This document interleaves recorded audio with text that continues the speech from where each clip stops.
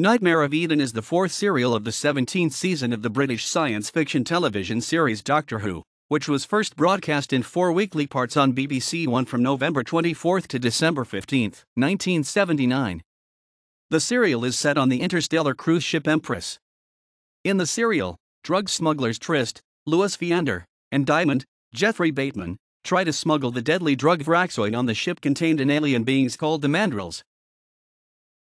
The TARDIS arrives close to an unstable area on the interstellar cruise ship Empress, which has emerged from hyperspace at the same coordinates as the trade ship Hecate, causing a dimensional crossover that the Fourth Doctor and Romana realize must be repaired.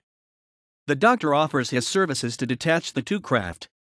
Rig, captain of the Empress, is suspicious of the Doctor's alias as a representative of galactic salvage but nevertheless agrees to let him try and separate the two craft by reversing the smaller craft at full thrust.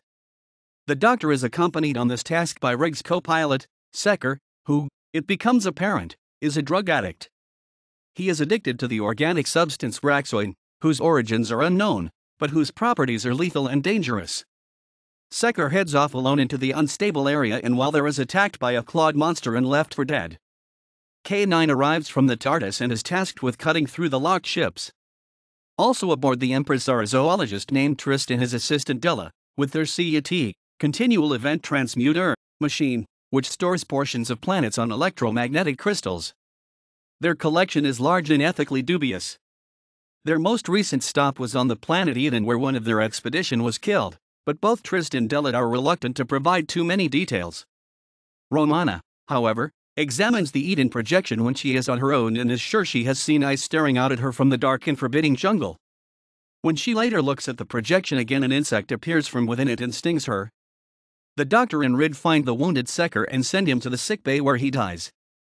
When the Doctor finds Secker's drug stash, he is prevented from acting when someone stuns him and steals the evidence. Once he has recovered, he returns with Rig and K9 to cut through the power source. Once a hole is made, a roaring creature appears, flexing its vicious claws. K9 repels the creature with blaster fire while the Doctor and Rig refit the segment of the craft. The Doctor continues to try to separate the two ships while also trying to source the Vraxoin on the craft. Rig is positive there are no drugs on his craft, but events soon take a sinister turn, which proves him wrong. When Romana wakes up, an unseen hand spikes her refresher drink with the drug, but it is Rid who ends up drinking it. He soon starts to show signs of addiction and altered perception and heads off alone as his cravings grow. After the Doctor and K9 fail once more to separate the two ships, he spots a silver-suited stranger and pursues him through the passenger deck and into the blurred area between ships. The Doctor loses his quarry, but manages to relieve him of a radiation band, which he dropped, and proves that he was on Tryst's expeditionary team in the past. The clawed monsters are loose near there. When the Doctor flees back to the Empress, he discovers Rig has become addicted and Tryst accuses Della of smuggling Vraxoin, in league with her late partner Stott, who was killed on Eden. 2 Azurian customs and excise officers now board the craft, Fisk and Costa, and start to suspect the Doctor of smuggling because of the traces of Vraxoin in his pocket. The Doctor and Romana make a break for it and head to the CET machine room where they evade capture by leaping directly into the projection. Inside the projection, the Doctor and Romana are menaced by the jungle plants and must hide to avoid the clawed monsters, which obviously originate from Eden and roam freely in this section of the planet. They soon meet up with the fugitive previously sighted by them both, Stott, who takes them to his sheltered cubicle. It seems that he is a major in the intelligence section of the Space Corps and has been hiding in the projection for the past 183 days while he tries to establish the source of the Vraxoin, which he knows as from Eden but not from which organic source. He also names the vicious creatures as Mandrels. The trio exit the projection and return to find the Empress under siege from the marauding beasts, which have now started killing the passengers, as shown in the picture above. Rid 2 is killed, shot down by Fisk during a mad search for Vrax. The Doctor, Romana, and K9 evade the creatures while trying once more to separate the two spacecraft. In the process, the Doctor incinerates one of the Mandrels, which disintegrates into raw Vraxoin. The beasts are evidently the source of the drug. Here he applies himself to the technical task and, with the help of his companions, the ships are finally parted, but the Doctor disappears from the Empress in the process. The separation has been a success, with the elusive Dymond having returned to his own craft at the right time. Fisk warns him not to leave too quickly, but Dymond is keen to get away. The Doctor is also on the Hecate, having been caught up in the separation of the two ships, and, without being noticed, soon finds evidence of Dymond's complicity in the drug-running project. Dymond returns to the Empress by shuttle, and the Doctor smuggles himself on board.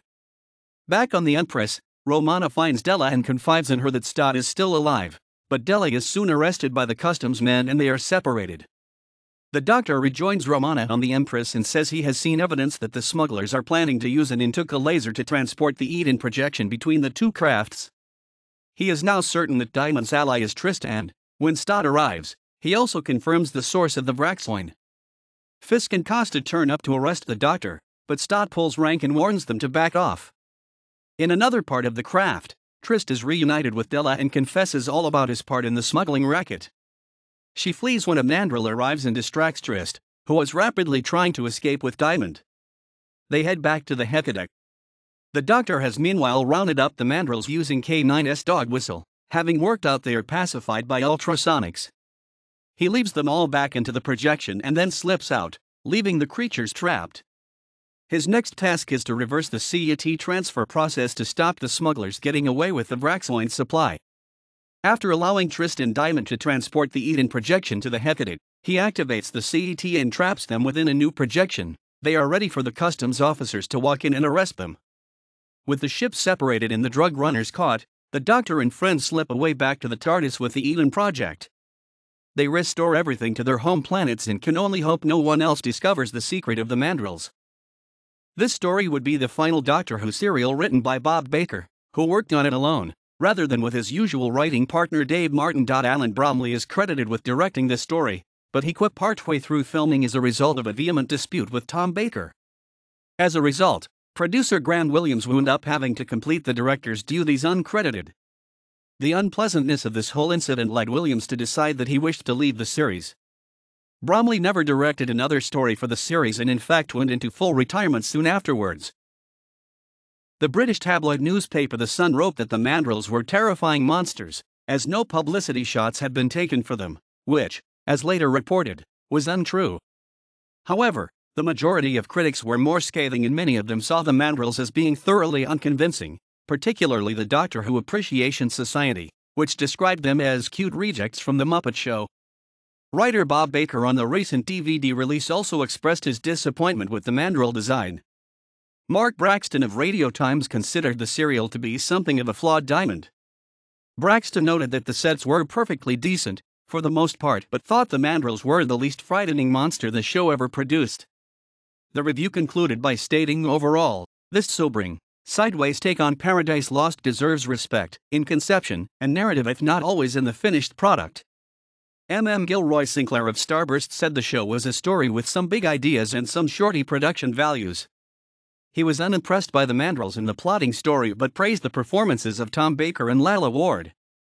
Despite his criticisms, Gilroy Sinclair ended his review by stating it actually has some wonderful moments, it is surprisingly mature, it's clever and has some fabulous acting. Cultbox's Malcolm Stewart described the serial as serious-minded but facetiously performed. However, he also stated that for all the deficiencies in presentation, Nightmare of Eden is still a story with real science and genuine imagination at its heart. A novelisation of this serial, written by Terence Dix, was published by Target Books in August 1980. Nightmare of Eden was released on VHS in January 1999. It was released on DVD on April 2, 2012. This serial was scheduled to be released as part of the Doctor Who DVD Files in issue 134 on February 19, 2014. Doctor Who in the Nightmare of Eden title listing at the Internet Speculative Fiction Database.